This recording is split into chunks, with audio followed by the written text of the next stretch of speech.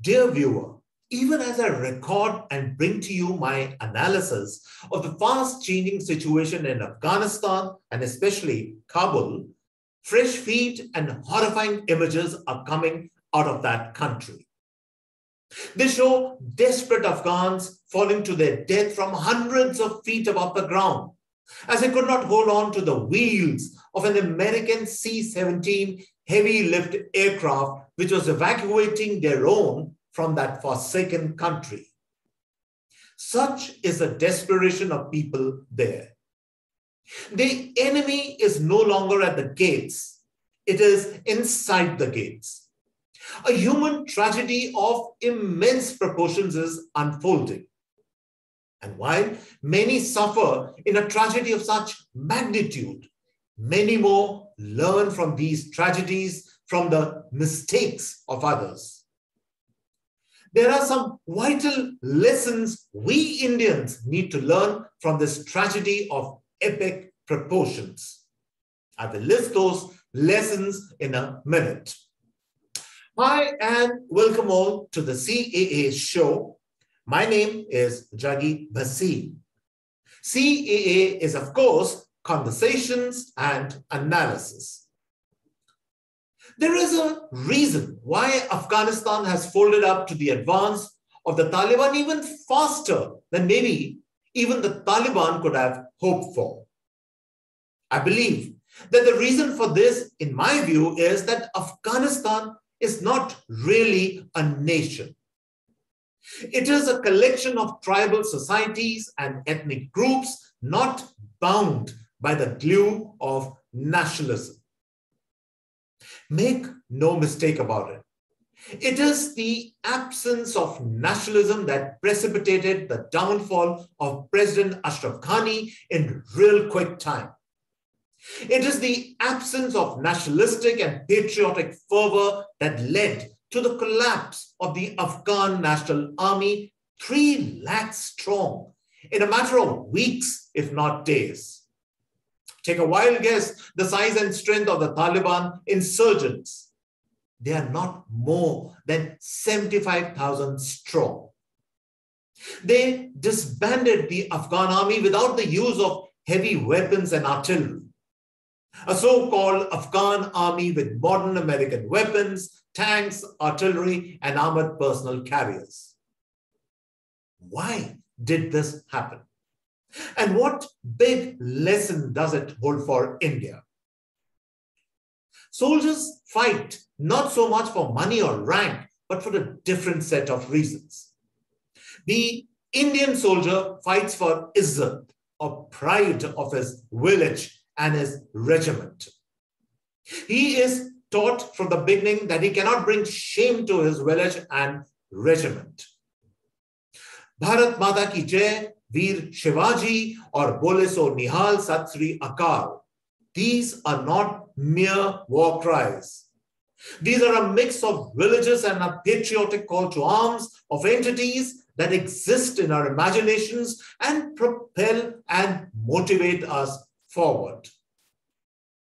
Nationalism and patriotism are not learned or imbibed in a day. It is a way of life. It starts from the earliest days in school and becomes a creed, a part of the DNA of the individual.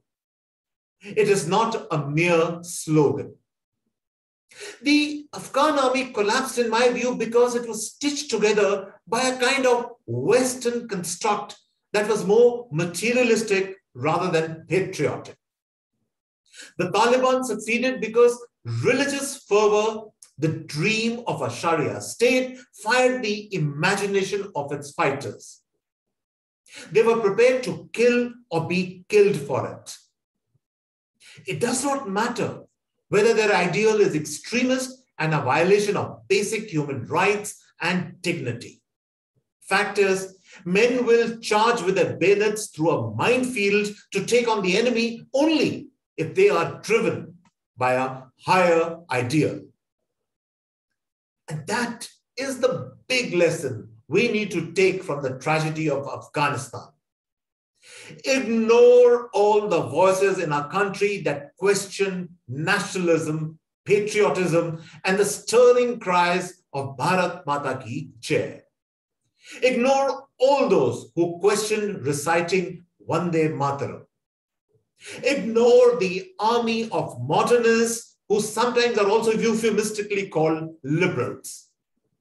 Ignore all those people who see Vande Mataram and Bharat Mata Ki Jai as kind of RSS constructs and ploys to spread a Hindutva agenda. Fact is, these call to arms, war cries, or invocation to deities and nationalism serve as a kind of a primeval stirring of feelings that make men and women accomplish extraordinary feats.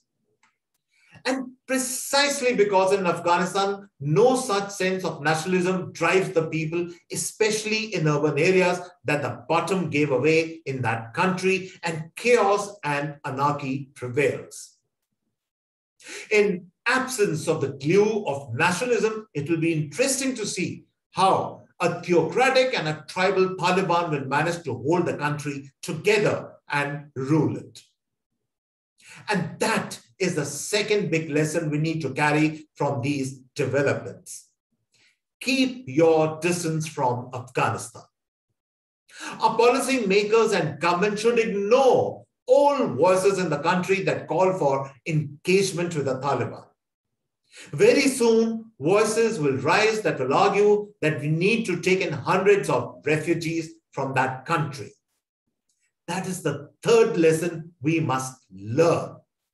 Ignore all voices that will call us to take in the refugees coming in from there.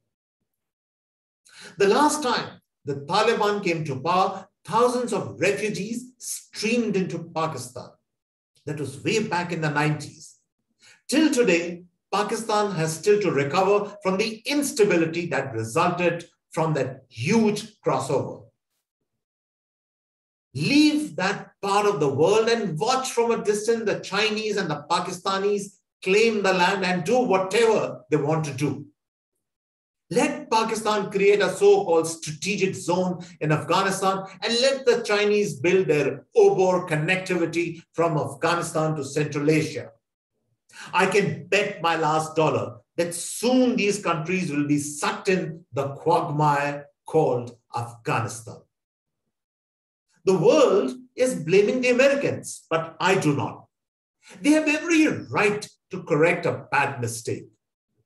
That withdrawal could certainly have been handled better, but trust me, the only two countries that will come out smelling of roses from this chaos will eventually be America and India. And that is because simply this part of the world will cease to matter to us as it will not matter to the Americans. The fears of a violent spillover in Kashmir from Afghanistan are completely exaggerated.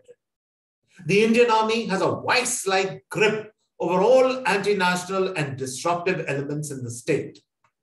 I sometimes get the feeling that some voices that egg us to have an engagement with the Taliban do so because it suits them if India is bogged down and enmeshed dangerously in the internal affairs of that country.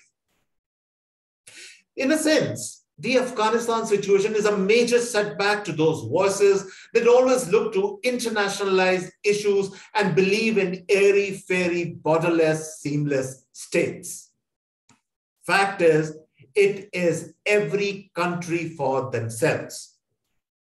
India has always known that. And the final lesson for us is that we don't have to change anything or our Afghan policy midway to suit or enable disruptive voices that would love to see India at the receiving end.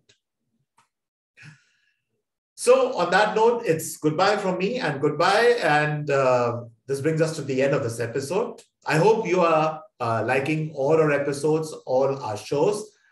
Do subscribe to us. And therefore, for the next time, till a fresh episode, it's goodbye from me and cheers to everyone.